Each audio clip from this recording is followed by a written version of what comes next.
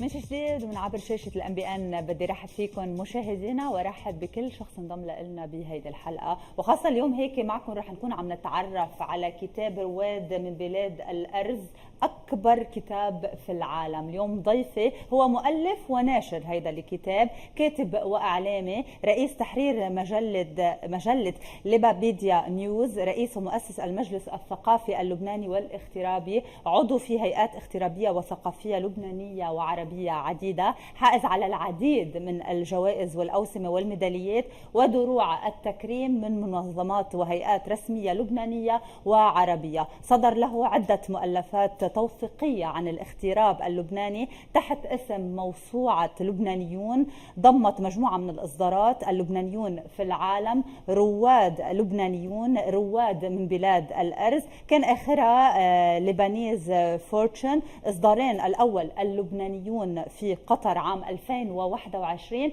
والثاني اللبنانيون في دول الخليج العربية عام 2022. اسمحوا لي رحب بالأستاذ فادي رياض سعد. أهلا وسهلا فيك معنا. أهلا وسهلا فيكم وبشكرك، تحياتنا. وتحية لك ولفريق العمل ولكل المشاهدين. شكرا، وتحية الأكبر لحضرتك، يعطيك ألف ألف عافية. أصلا بعد ما قريت كل هالعمل الشاق والجميل والمتعب واللي كله عن جد جهد، وخاصة قلبنا دايما مع المغتربين، ونحن دايما مثل بيقولوا موجودين بلبنان، قلبنا معهم، وهن بالمقابل موجودين خارج لبنان وقلبهم على بلدنا. بالتأكيد. فتحية لكل مغترب. بالتأكيد فعلا. هذا المغترب هو جندي مجهول طبعا، حمل لبنان على أكتافه. صح. بكل الكرة الأرضية. صح.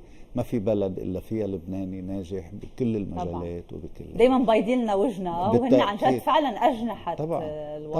طبعا يعني لبنان حالة فريدة. سكان لبنان 4 ملايين، في 12 مليون برا بالخارج.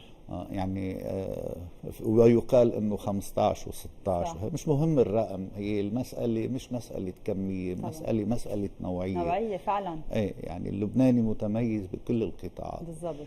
هلا بالنسبة للعمل، بالنسبة لي العمل هو الجهاد الأكبر. نعم.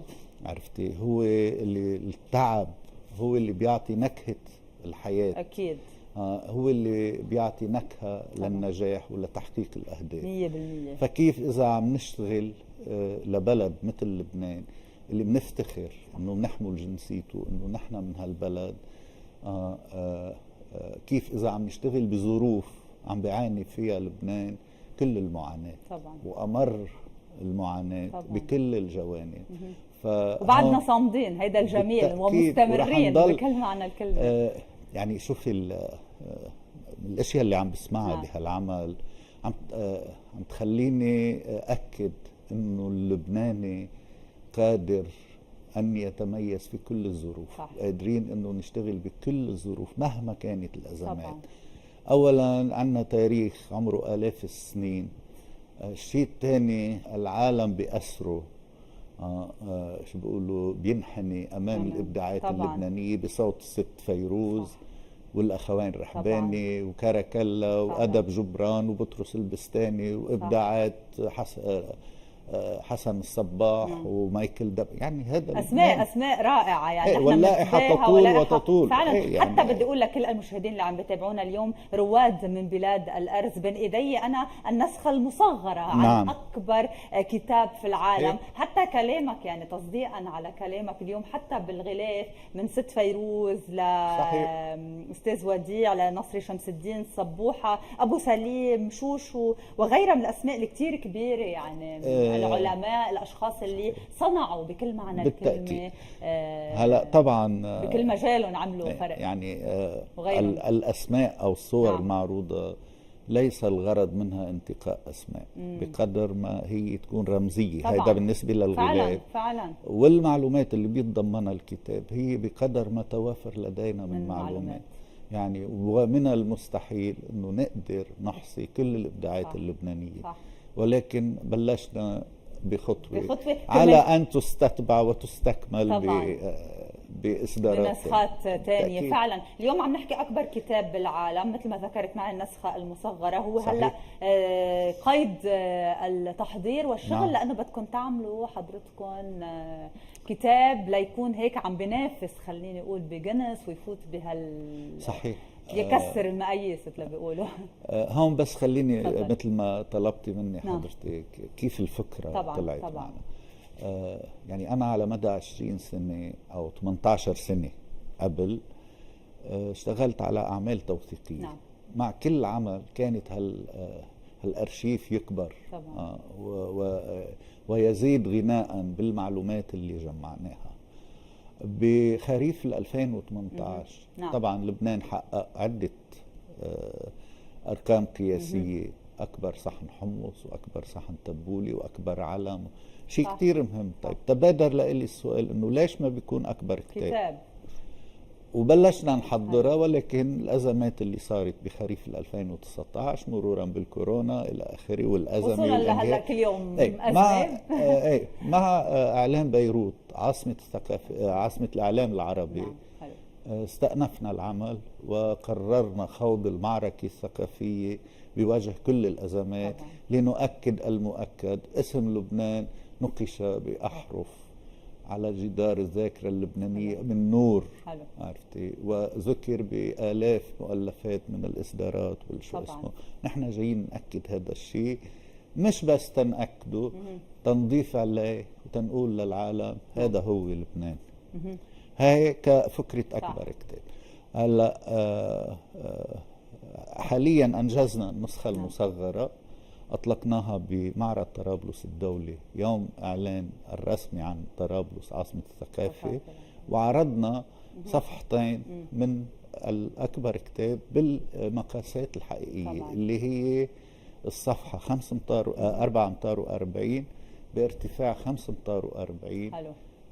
مفتوح الصفحتين 9 أمتار و30 يعني بهال. وفي صور طبعا هلا رح نشوف اكيد. وحتى قديش بهالعمل يعني استاذ فادي قديه في كثير من البحث وكثير من الامور، يعني حتى يمكن سبقت حضرتك بالكلام تحديد الصور ووضع الصور من كبار من بلادنا، كمان هيدا تحدي بكل معنى الكلمه، لانك ما بدك تنسى حدا، بدك تعطي حق صحيح. لكل حدا، ورواد من بلاد الارز كمان أكيد. يعني اختيارك للعنوان شو بيقولوا مجده أرزه منذ كان الجدود 100%. يوم الرواد هو اللبنانيين رواد بالعالم. نعم. من بلاد الأرز. الأرزة متجذرة بقمم لبنان، وهالرواد هن متجذرون مثل الأرزة طبعا. هيدي هي التسمية كانت رواد من بلاد الأرز.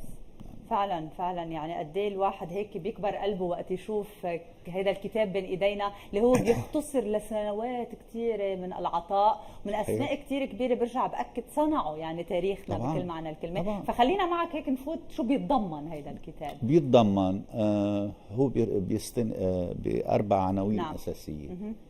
العنوان الاول هو المعالم الاثريه والتاريخيه نعم. بكل لبنان من الناقورة للنهر الكبير حلو. مرورا بالبقاع العنوان الثاني هو تاريخ الهجرة اللبنانية وأسبابها من 1856 لليوم، يعني مع هجرة أنطونيوس البشعلاني اللي يقال أنه هو أول مغترب لبناني.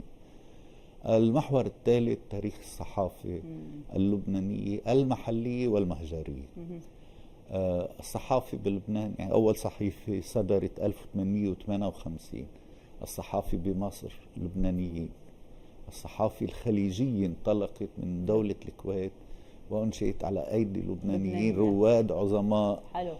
رسخوا اسم لبنان وأضافوا لجدودنا ورسخوا اسم لبنان لآلاف السنين لقدام، بالإضافة إلى الصحف العربية اللي أنشأها اللبنانيين بأمريكا الجنوبية وبالبرازيل وبأمريكا وبفرنسا وين ما كان. المحور الرابع هو الإبداعات اللبنانية وما أكثرها بكل المجالات. فعلا. يعني فعلا. هذا الابداع، هذا اللي بنقشع حالنا فيه، وهذا اللي هو بيعطينا الامل للمستقبل. طبعا هذا التنوع الجميل اللي موجود ببلدنا، يعني نعم. اليوم ان كان مثقف جدا، ان كان مطلع جدا، ان كان حدا صاحب هيك شغل وصنعه اذا صح التعبير موجود بلبنان، فن، امور كثيره. حلو حلو هيدا الابداع، نحت الرسم، الموسيقى، بكل المجالات. يعني شو بدنا نعد، ما بنتذكره، وبده مش حلقه، بده حلقات. فعلا فعلا نحن عم نحاول نختصر قد ما فينا بما يتضمنه هيدا نعم. الكتاب. قد ايه اخذ تعب وجهد؟ يعني بدي ارجع شوي للتعب، لانه كمان في بحث، في كمان ما في الواحد هيك يدعس دعسه ناقصه، يعني في صحيح. تاريخ، يعني حضرتك عم تقول انت الصحافي بدنا نكون تاريخ صح، اول مغترب سافر على الاغتراب. صحيح. هلا التعب هو بعد قرار تنفيذ هذا العمل. اما قبل الزيارات اللي كنت اعملها انا على دول الاغتراب والتقي بمغتربين في جعبتك منيح من المعلومات، صار في عنا جعبه مليانه من كل هلا مرحله التعب هي توضيب هالماده وتبويبها وكيف بدها تنحط، ومين قبل ومين بعد وهذا. ولكن برجع بقول لك هي متعه أكيد. لما نخوض باي عمل بصير في كيمياء وفي شغف انه هالعمل يطلع متكامل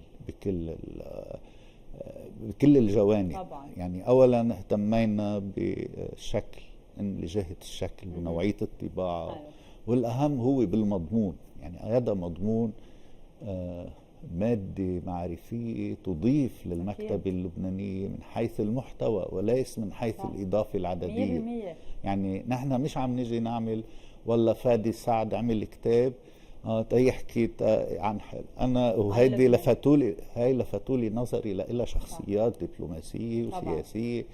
قالوا لي أول مرة حدا بيعمل كتاب بيحكي عن غيره وما بيحكي عن حاله. وحقيقة هيك، يعني الهدف هو لبنان 100%. ما في شك بهذا الموضوع، ويمكن هلا حعلق على هاي النقطة تحديدا، ولكن عم نشوف على الهواء بلشنا مع هاي مراحل الطباعة. صحيح. لنشوف أكبر كتاب بالعالم، يعني لنفوت بهالتحدي الحلو والمنافسة الحلوة ليكون اسم لبنان كمان بالعالم. نعم. هي شوفي الدخول بموسوعة جينيس هو هدف كتير مهم. نعم. بس بالنسبة لإلي هو الهدف الأقل أهمية. هيدي إطلاق الصفحتين الكبار بقاعة البافيون بمعرض طرابلس الدولي بالقياسات الحقيقية. حلو. طبعا. فأقل أهمية بالنسبة لإلي الأهداف الأهم كثيرة. تفضل. مزبوط. نعم. الأهداف بالنسبة لإلي نعم. الأهم هي أولا تجسيد دور الكتاب الورقي. اليوم نحن بعصر التحول الرقمي. طبعا عم نفقد لبنان الحرف، لبنان الجامعة. معظم الزعماء العرب هم من خريجي الجامعات اللبنانية. طبعا. لبنان الكتاب، لبنان الصحافة. هذا العمل هو رمزية الكتاب. طبعا. الهدف الثاني هو تخليد ذكرى المهاجرين يلي كانوا سفراء بدون جواز سفر دبلوماسي. روجوا لبنان فنيا وثقافيا واعلاميا صح. وبكل المجالات. الهدف بناء معلم ثقافي جديد يضاف الى المعلم. يعني اليوم وقت اللي بيصير في اكبر كتاب، حب الفضول عند الناس، بدهم يجوا يشوفوه. خاصة انه هالكتاب الكبير عاملين له طريقة بيفتح آليا. حلو. يعني عم نواكب، يعني نحن صح مع الكتاب الورقي ومثل ما بيقولوا تمسكا بهالنكهه الخاصه اللي بيعطيها القارئ، ولكن عم نواكب الجميل. اكيد. وراح يكون في كمان ديجيتال كوبي عبر ابلكيشن وعبر طبعا موقع. يعني كل هيدي الامور. ولكن هذا العمل بيقولوا قولنا والعمل. صح. هذا نشيدنا هيك بيقول. حتى لفتني اصلا بالبدايه نشيد الوطني اللبناني، لانه هذا يعني هو شو بيقولوا بداية فعلا. نحن قلنا وبادرنا بمحاولة علها تشكل خدمة متواضعة للوطن، وهذه تجربة بمثابة مغامرة وتحدي بهيدي الظروف، ولكن خضناها.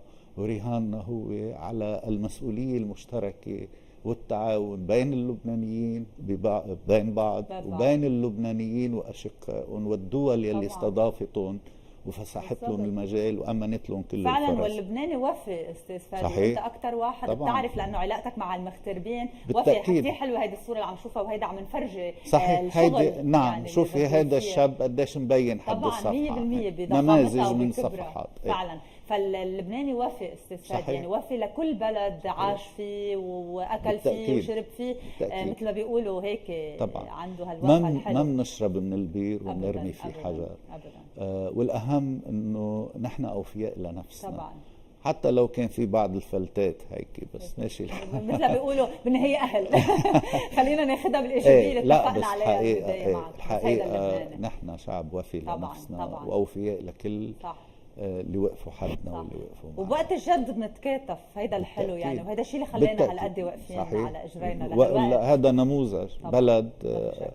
شو بيقولوا ماشي بتصريف الأعمال بالضبط. وبالوكالة وبكل 100%. هذا المجال، وبعده قائم صح. ومستمر وماشي. طبعا والرهان هو على المستقبل. طبعاً. وكل شيء بهالحياة بيخلق صغير وبيكبر، إلا الأزمات بتخلق كبيرة وبتصغر، وبتصغر. والأزمات فعلاً. هلأ عم تصغر وبالنهاية رح تنتهي ورح نرجع ناخد دورنا. طبعا وهذا وحقنا يعني بكل أكيد، معنى وهذا الكلمة. هذا من أهم الأهداف. 100%. وكل شيء بيصغر الا بلاد الارز بدها تضلها كبيره. هيدا احلى شيء صحيح. اليوم بدنا لبنان نضلنا نقوله ونأكده. تخطى حدوده الجغرافية صح. بمغتربيه. طبعا يعني اليوم وقت اللي بنقول لبنان بنكون عم نحكي عن الكرة الأرضية. نعم. من القطب للقطب. صح. اللبنانيين منتشرين وناجحين بكل المجالات. نعم. يعني هلا أنا عم بحكي في ناس سامع عنهم، في ناس، بس أنا في ناس كتير أنا مقابلهم بعرف. شخصيا صح. وبعرفهم وشايف على الارض شو صنعوا وشو عملوا وقد ايه هن بيمثلوا بلدنا وبينشاف الحال فيها. والأهم أنه أنا شخص خبرت الاغتراب بحلوه ومره. أها. يعني الاغتراب مش رحلة وردية. طبعا. عرفتي أو الناس الاغتراب هو صعب معاناة. معاناة. اكيد. بس بالرغم من هيك المغترب اللبناني حامل لبنان على أكتافه طبعاً. بكل الأزمات وبكل الظروف طبعاً. وبكل مع العلم أنه في كتير مغتربين لهم كتير تجارب سيئة بلبنان. أها. عرفتي، صح. وآخرها كانت نعم. قصة الودائع. صح. وبالرغم من هيك عندهم استعداد وقت اللي بيصير في أجواء. اول ناس بيكونوا موجودين فعلا. بالتأكيد. واثبتت صحيح. الايام يعني. صحيح. مرقنا شوي بتجارب ولقيناهم اول من كانوا طبعاً. الى طبعاً. جانب طبعاً. هذا البلد. طبعاً. هي نعمه بكل معنى الكلمه. بالتأكيد. وتصديقا على كلامك اليوم استاذ فادي، كثير ناس لفت لهم نظرهم هذا الموضوع. وانا يمكن وقت اتصلت بحضرتك قلت لك اول شغله انا بدي بارك لك على الكتاب اللي كثير حلو، بس قلت لك انا هيدا الشيء بحسه عمل لإلي وكثير من اللبنانيه. هو فعلا لانه نحن مثل عنا كتاب بين ايدينا، ان كان هالنسخه صغيره او الكتاب الكبير. صحيح. هو بيعبر عن بلدنا، عن شخصيات وعن كبار يعني. صحيح. لبنانيه بالنهايه. بالضبط. فالنجاح للكل. حكما هيك طبعا اي عمل ناجح هو للجميع. مردوده للبنان ولكل شخص لبناني. صح. والهدف الاهم انه اليوم يعني لما كنت عم حضر هالعمل كنت عم باخد دور كل اللبنانيين. نعم. تشوف شو يلي بيلبي طموحات هاللبنانيين بهذا المجال. اكيد. عرفتي؟ في حدا ما بيشوف حاله بجبران او بطرس أبداً. البستاني او بالست فيروز أبداً. او بنصر هشام مع حفظ الالقاب. طبعا كل كل لبناني بيشوف صح. حاله. لبنان عرف برا الأعمدة بهالفنانين الكبيرة وبهالمبدعين. بالتأكيد يعني هذا عمل بيور لبناني بكل صدق. طبعاً. لأنه الهدف هو لبنان. بالضبط. قد ايه في كثير ناس مثقفين جدا ومتابعين كثير وبيقروا كثير وبيعرفوا. ونحن على فكره بقعداتنا ومجالسنا الحلو فينا كمان نحن بنتباهى بهالاسماء الكبيره. صحيح. يعني اليوم عم بتاكد اكثر حضرتك قد ايه هالاسماء موجودين معنا دائما بكل بالتأكيد. احاديثنا. قد ايه في كثير اشخاص عندهم اطلاع قريوا هيدا الكتاب استاذ فادي وقالوا لك انه في اشياء ما كنا بنعرفها لفت لنا نظرنا عليها كتار. وهلا قبل ما نفوت على الاستوديو في حدا نعم. زميلي نعم. كريمه بنشرات الاخبار نعم. قلت لي في اشياء كتير ما كنا نعرفها. يعني هذا شيء بيفرحني وبيسعدني. انه من الاهداف هو ان ينال ثقه كل من يطلع عليه. بالضبط. وبرجع بقول انه صناعة عمل بهذا الحجم بيكون من الصعوبة بمكان كامل، إلا لابد يكون في ثغرات، لابد يكون في نقص. صح. وما عم نقول إنه ما في، نحن على استعداد لتصحيح الخطأ أكيد. وسد الثغرات بأي مجال كان. وإذا في حدا منه وارد اسمه كمان حلو انه يخبر، لانه بعتقد هاي البدايه 100%. يعني وبرجع بقول لك ليس الغرض انتقاء اسماء أبداً. بقدر ما توفر لدينا طبعاً من معلومات. طبعاً. هلا في شيء معلومات ما كانت معلومات مؤكده ما نشرناها، في شيء ما عندنا معلومات، في معلومات يعني في بعد امور كثير ممكن يكون لها كرمال هيك اكيد رح يكون حتما يعني في نسخ اخرى يمكن او نسخه على القليله لتكونوا. لا هلا بالنسبه لاكبر كتاب رح تكون هي طبعا ذاتها طبعا عرفتي، ولكن النسخه المصغره لنكمل المسيره لنكمل. فعلا فعلا. نحن بعد معنا دقيقتين لحتى اعطي حق اكثر لهالموضوع، لكن نحن بانتظار مثل ما حضرتك قلت يمكن هي موسوعه جينيس هو شيء نحن بنفتخر فيه بننبسط لانه رح يكون أكيد. في لنا دور بالتنافس، ولكن الاكبر والاجمل والاحلى انه نحن عم نحط بين ايدين اللبنانيه والمغتربين والعالم كله شو عنا ببلدنا. وطن في كتاب. واو يصح هيدا الملخص حلو. ايه لا حقيقة على الغلاف فعلا فعلا هي الحقيقة، لأنه هو الشغف والحب للوطن طبعا. اللي هو أسمى شيء بالحياة صح. هو الوطن. إنسان بدون وطن ما بيسوى شيء، ووطن بدون ناس كمان ما بيكون وطن. إذن التكامل هو بهالإبداعات والمبدعين وبهذا الوطن يلي هو تحفة فنية أكيد. من صنع ربنا. أكيد. شوف في اشياء حلوة بالكرة الارضية بتلاقي منها بلبنان، فيها التنوع الجميل. اصلا حتى يمكن نحن بنمزح بين بعض في مشاكل بين بعض، بس هالتنوع الحلو ليه موجود؟ هيدي لازم تكون غنى لنا ونعمة مش صحيح. نقمة ابدا، دايما بنقولها بقعدتنا لانه بحياتنا اذا عرفنا استخدمناها بطريقة صحيحة. واللبناني استاذ فادي لانه دايما المغترب له وجود اليوم بحلقتنا، لانه كمان ذكرت وعندك كثير من الكتب والامور اللي حكيت عنها، بس نلتقى ببعض برا ما حدا فينا بيسأل وين انت ومن وين وشو شو طائفتك ومن اي دين. بعدين يمكن بالحديث بصير، بس بلحظتها لهفة اللبناني للبناني. صحيح. هيدي شو بيقولوا هيدي بطريقة عفوية. صح. عرفتي هي هاللهفة على اللبنان. لكن وعلى والاهم من هودي كلهم اللهفة يعني من الإخوان العرب للبناني لهفة كتير كبيرة. يعني أنا بالمساء بكل زياراتي وبكل هذا اللبناني محبوب وعنده عن جد هيك بيلمع وين ما كان. الحمد لله. نتأمل إنه الله يهدي البال، يهدي البال وهالأزمة تنتهي. وأنا متفائل إنه نحن رايحين على بر الأمان ان شاء الله يا رب. دايما ايماننا بهالبلد كثير تاخذ لها شويه وقت زياده منا مشكله. بنعتبر في عجقه سير مثل اليوم. لا نطول مثل اليوم وكل يوم، بس حلوه خلينا نضلنا هالقد يكون في هيدي الحياه الحلوه ونطول بالنا على بعض. هيدي اهم شغله. بكره احلى ان شاء الله. وبكره ما في شك. ولبنان يستحق. صح. والاجمل استاذ فادي بالختام خلينا نقول كمان هيدا الكتاب لان حتى نصحح كل خبريه وكل قصه وكل امور بتصير يعني تتشوه هيدا البلد الجميل جدا بكباره وبشعبه. هذا هو لبنان، وليس لبنان ذاك الذي جعلوه شحادا على أرصفة الدول. هيدا في أحلى. هذا لبنان أغنى بلد بالدنيا كلها بناسه ومبدعيه وكل هذا. هيدا نحن بنوافقك 100% وشكرا لك. وهذا الكتاب لكل الناس، ولكن الشكر الأكبر لك والكريدت الأكبر خلينا نقول لحضرتك. شكر لنا. فكرت إنه يكون في رواد من بلاد الأرز، لأنه هي حقيقة. أحلى أنا ما اكتشفت البارود. أنا شفت هالشيء قدامي. وثقتك فعلا ما في شك. أنا بدي أشكرك. شكرا لك فادي رياض سعد، مؤلف وناشر كتاب رواد من بلاد الأرز، أكبر كتاب بالعالم، ونحن إن شاء الله بانتظار لنحقق ونكسر هيدي الرقم القياسي قريبا بإذن الله. أكبر كتاب بالعالم رواد من بلاد الأرز. وبدي أشكرك. شكرا لك ولحضورك معنا. لهالمؤسسة الوطنية العريقة. شكرا. وشكرا لفريق العمل والكل. يعطيك ألف عافية. شكرا لك. شكرا أستاذ فادي. مشاهدينا لهم نكون وصلنا لختام هيدي الحلقة من جديد. موعدنا بيتجدد معكم بكرة نفس الموعد، فكونوا كتار وبألف خير.